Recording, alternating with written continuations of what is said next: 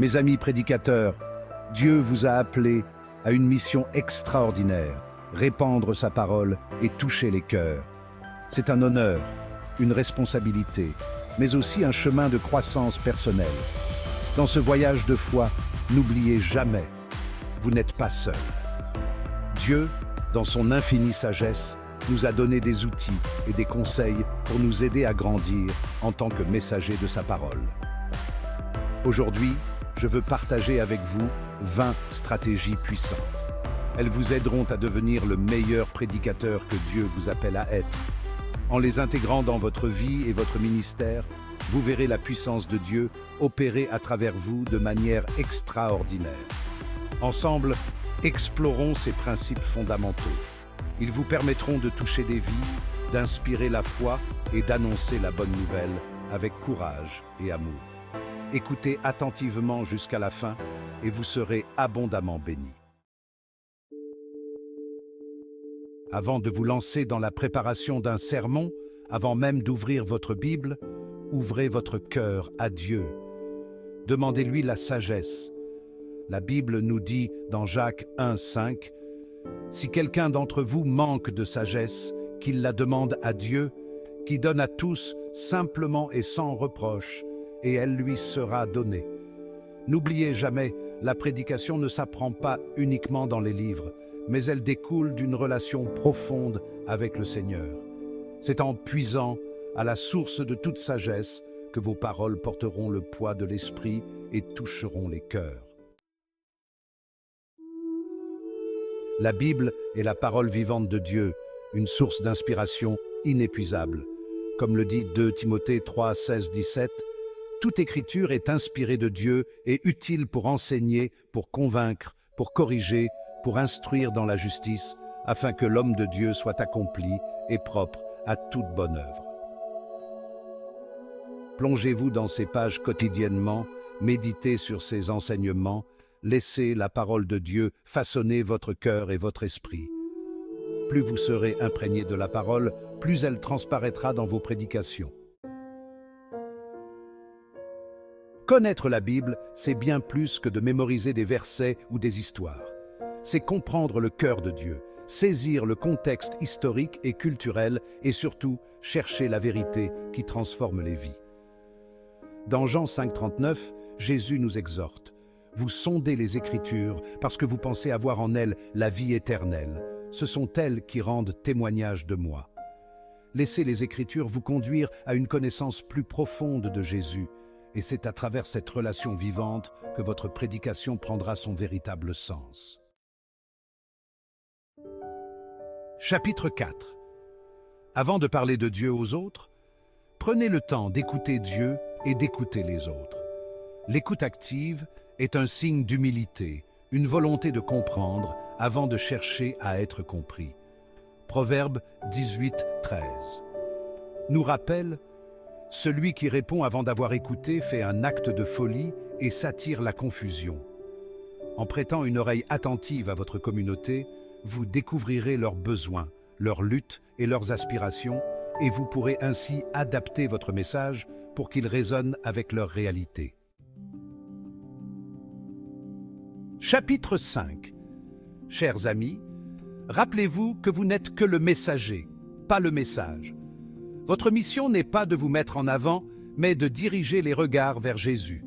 Philippiens 2,3 nous appelle à ne rien faire par esprit de rivalité ou par vaine gloire, mais dans l'humilité, considérez les autres comme supérieurs à vous-même. Que votre humilité attire les cœurs et que votre transparence inspire la confiance. C'est dans la simplicité de votre être que Dieu brillera le plus fort. Chapitre 6. Jésus, le plus grand conteur de tous les temps, utilisait des paraboles pour rendre ses enseignements vivants et accessibles. Matthieu 13, 34 nous dit « Tout cela, Jésus le dit aux foules en paraboles, et il ne leur parlait point sans paraboles. » Suivez son exemple en utilisant des illustrations pertinentes, des anecdotes touchantes, des exemples concrets qui captiveront l'attention de votre auditoire et ancreront votre message dans leur mémoire. Chapitre 7. La clarté avant tout. Dans la prédication, la simplicité est une force. Évitez le jargon théologique complexe ou les phrases alambiquées. Votre objectif est de communiquer la parole de Dieu avec clarté et précision. 1 Corinthiens 14, 33 nous rappelle « Car Dieu n'est pas un Dieu de désordre, mais de paix ». Structurez vos pensées, choisissez des mots simples et percutants, et laissez la puissance du message parler d'elle-même. Chapitre 8. Un message sur mesure. Chaque auditoire est unique, avec ses propres besoins et attentes. Adaptez votre message en fonction de l'âge, de la culture, du contexte social de vos auditeurs. Paul, dans 1 Corinthiens 9, 22, nous dit « Je me suis fait tout à tous, afin d'en sauver quelques-uns.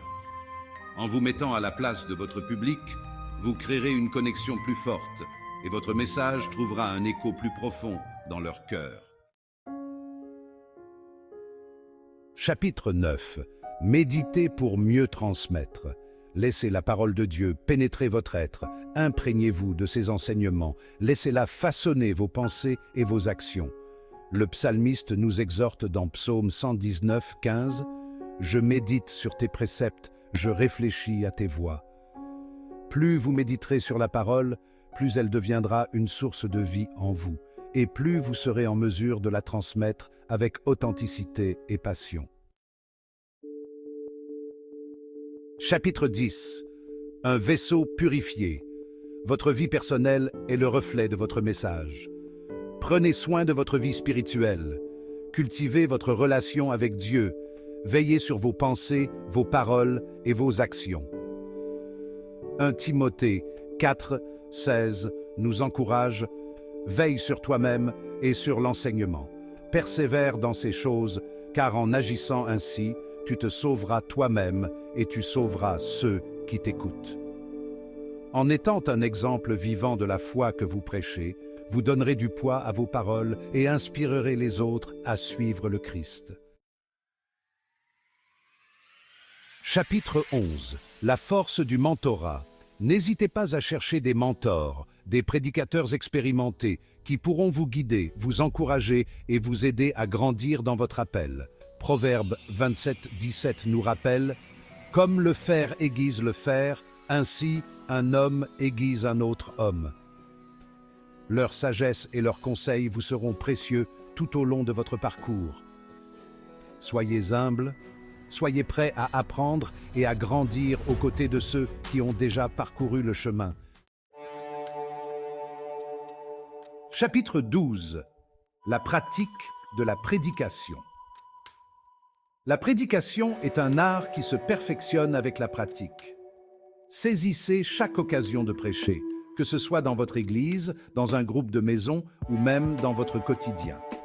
2 Timothée 4, 2 nous exhorte « Prêche la parole, insiste en toute occasion, favorable ou non. Convainc, reprend, exhorte, avec toute patience et en instruisant. Plus vous prêcherez, plus vous gagnerez en confiance et en aisance. » Chapitre 13. L'ouverture aux ressources. Le monde est rempli de ressources précieuses pour les prédicateurs. Explorez des commentaires bibliques, lisez des livres d'auteurs chrétiens inspirants, écoutez des podcasts édifiants. Proverbe 1, 5 nous rappelle que le sage écoute et il augmentera son savoir et que l'homme intelligent acquiert de l'habileté. Nourrissez votre esprit de différentes perspectives et enrichissez votre enseignement. Chapitre 14. La direction de l'esprit. Avant de monter en chair, demandez à Dieu de vous remplir de son Esprit Saint. Laissez-le guider vos pensées, vos paroles et vos gestes. Romains 8, 14 nous assure « Car tous ceux qui sont conduits par l'Esprit de Dieu sont fils de Dieu. » C'est l'Esprit Saint qui convaincra les cœurs, guérira les blessures et transformera les vies. Chapitre 15. La maîtrise de la parole. La façon dont vous parlez est aussi importante que ce que vous dites. Travaillez votre diction, votre gestuelle, votre ton de voix. Ecclésiaste 12:10 nous dit « Le prédicateur a cherché à trouver des paroles agréables et à écrire des paroles de vérité. Soyez clairs, soyez passionnés, soyez authentiques. Votre enthousiasme et votre sincérité captiveront votre auditoire. » Chapitre 16. L'importance de l'interaction. La prédication ne doit pas être un monologue, mais un dialogue. Encouragez l'interaction avec votre auditoire. Posez des questions, invitez au partage, créez un espace où chacun se sente libre de s'exprimer. Hébreux 10, 24, 25 nous encourage. Veillons les uns sur les autres pour nous exciter à l'amour et aux bonnes œuvres, sans abandonner notre assemblée, comme c'est la coutume de quelques-uns, mais en nous exhortant réciproquement, et cela d'autant plus que vous voyez s'approcher le jour. Chapitre 17. La fidélité à la vérité. Votre responsabilité première est de prêcher la vérité de l'Évangile, telle qu'elle est révélée dans la Bible. Ne la diluez pas, ne la compromettez pas pour plaire aux hommes. Galates 1:8 nous met en garde. Mais si nous-mêmes, ou un ange du ciel, vous annoncions un autre évangile que celui que nous vous avons annoncé, qu'il soit anathème. Soyez un fidèle gardien de la parole de Dieu. Chapitre 19. La patience et la persévérance. Le chemin de la prédication n'est pas toujours facile.